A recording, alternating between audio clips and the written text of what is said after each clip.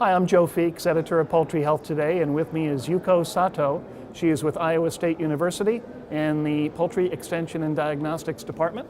Thank you so much for joining us today. Thank you, Joe. Pleasure to meet you. Likewise. Now, when most people think of avian flu, they think of it being transmitted through wild birds, geese, gulls, and so forth. You've been looking in the feed. How come? Yes, so you're absolutely right. The primary source of it at the beginning would be waterfowl and those migratory birds in the beginning, but we're looking at how it could be transmitted into commercial poultry. Like, what's the step B into how it goes from A to B? So how would it get into feed in the first place? Well, we're trying to look for what commercial poultry would be exposed in a large amount. So we're looking at like the kind of basic breakdown of things is like flaws is what we use in the industry, which is feed, litter or light, air, water, or some kind of sanitation. So being the simple mind I am, I was like, let's go with the F, which is the feed. So that's what we looked at first. I'm sort of reminded, there's a swine disease, you're from Iowa, so Yes. porcine epidemic diarrhea, or PED virus, hit the US back in 2013, spread like wildfire, but they figured out that it most likely came in through feed ingredients. Yes, and that's exactly where it came from. Is part of my collaborators for the research have done that experiment at Iowa State University looking at PED and the feed and its role of transmission. So they kind of replicated the study and just changed the virus from PED to avian influenza. So to me, it's like, why do we reinvent the wheel? So let's just go with what we're good at.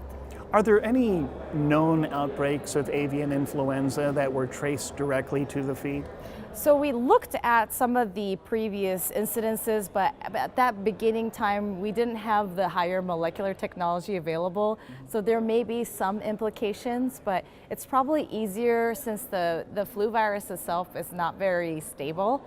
Most of the other bacterial pathogens like Salmonella are more likely the culprits for something like with a feed transmission.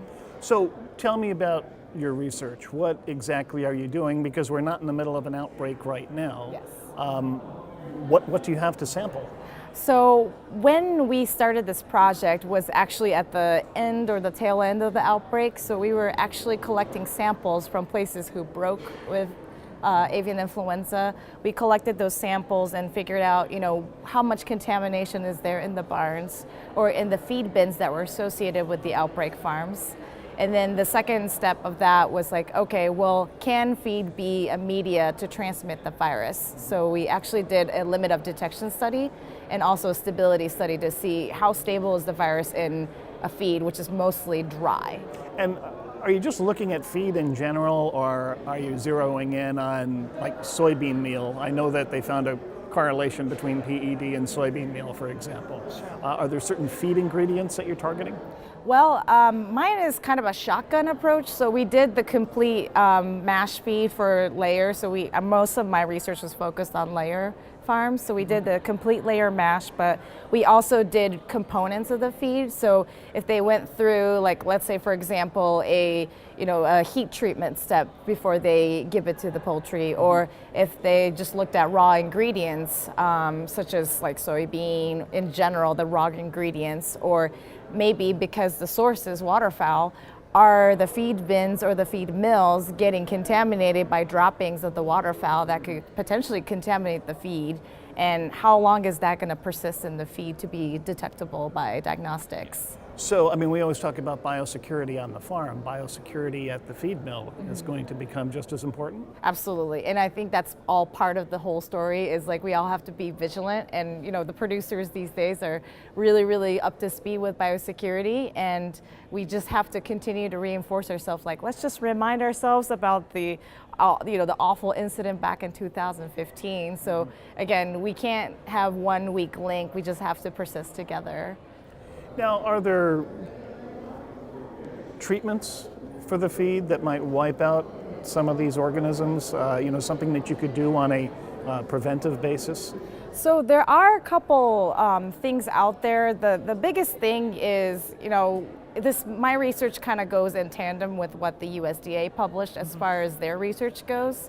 There's not much in the feed that makes it persist. The virus doesn't persist very well, and it's not very stable in the feed. So moisture levels, high or low temperatures, depending on that kind of the cold chain of the virus, makes it more stable. So if there's kind of any kind of heat treatment, some people will use other products to reduce other enteric pathogens like salmonella. So like a formaldehyde treatment, that kind of stuff will also inactivate the virus as well. So there are certain products out there, but I don't think there's anything that's like a silver bullet to the whole problem. Well, and it's another expense as well. Sure, absolutely. And not everybody likes dealing with things like formaldehyde either. Yes. Right? Okay.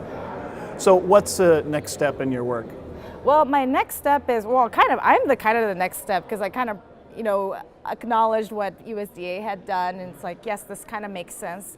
I guess the second step, or the second portion of the question is, okay, we've established that the feed doesn't really survive very well, or the virus doesn't survive very well in the feed, but is it actually a viable virus or not? So a real, like a virus stability assay to figure out, whether or not it's a live virus, or if we're just getting fragments of the virus that we're detecting through our techniques will be the next step.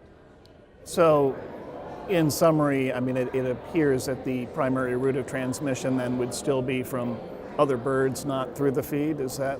I think the initial insult will be probably from the waterfowl, as you mentioned, but I think it's mostly human traffic, that kind of stuff. Or so, in big umbrella terms, biosecurity would be where we have some lapse there in some way, of shape, or form, and that's where the virus is coming into the commercial poultry.